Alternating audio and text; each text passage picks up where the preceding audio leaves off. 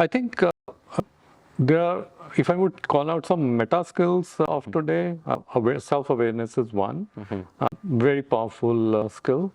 Humility is possibly the second meta skill, if I may, and then vulnerability. I think those were the three, those would be my top three in terms of learning behavioral skills.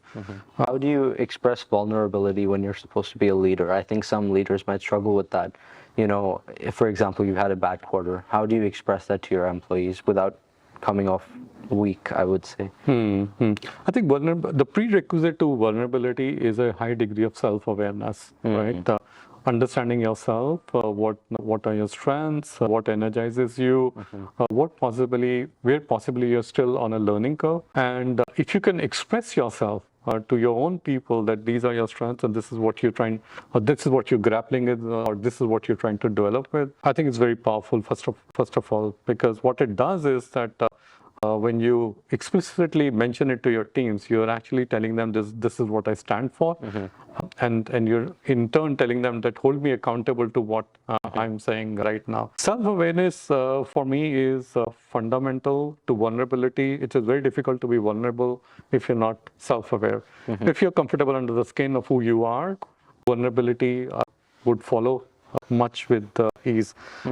Calling spade a spade, being authentic is important, and authenticity is what could possibly help you out in reaching out to your people. You just mentioned about you've had a bad quarter.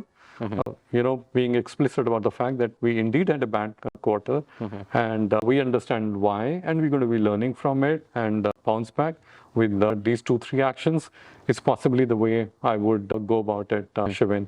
But again, I think very, very important that you remain authentic, because as a leader, if you're trying to put up or if you're going to, show up what you actually are not, time is going to catch up with you. Right. And I think humility is again something that is going to help you a lot in this exercise.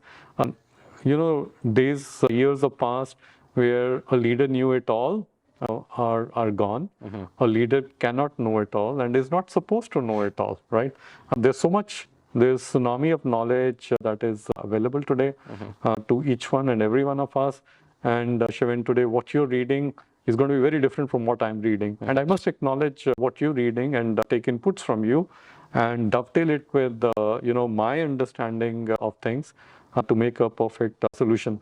But the mindset that I know it all or I should know it all, I think I don't think it would stand on its feet in the day and age that we're living in. So, and therefore, I think humility again is something that would facilitate being vulnerable, right? So, to your point on how do you be vulnerable? So, yeah. So, I think as I mentioned, having a learning mindset is something I take away from my 2.5 decades plus of career.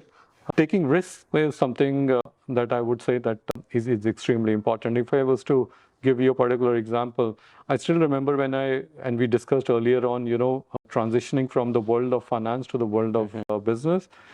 I mentioned one of my managers telling me that it's a 50% success rate.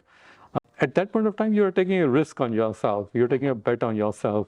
And as I was transitioning, I had our regional head at that point of time, and we were in a conference who was on the stage and who mentioned that, the organization is taking bets on people. And in a conference, they said, look here, we're taking a bet on Gagan, right? And I realized that as much as you are taking a bet or risk on yourself, the organization is doing the same. But what is important is that one needs to bet on himself. You need to take some risks in life if you were to navigate the vertical corporate world. So taking risks is the second one. Thirdly, I think corporate world is if you run your position as your business, there are entrepreneurs, and I use the word intrapreneurs. So if you're an entrepreneur in your position, you're running your position as your own business, invariably success would follow. So number of incidences, number of learnings along the way have led me to, let's say, my reflection that being a learner, taking risks, and running your positions just as it was your business would hold you in good stead for times to come. That's amazing. And, just to wrap up, if there was one piece of advice, maybe a one-liner that you could give to all the aspiring corporate leaders out there, what would that be? I discovered my purpose pretty late in my career. If there's one piece of advice I would have is to determine your purpose. Why are you in the corporate world? Why do you exist on earth? Be state your purpose. At least state it to yourself. Once you've been able to articulate purpose, and it is a simple one-liner, but takes a few months to get there.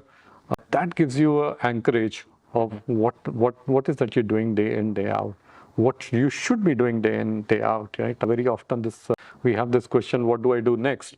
What do I do next? Question is answered through your purpose statement.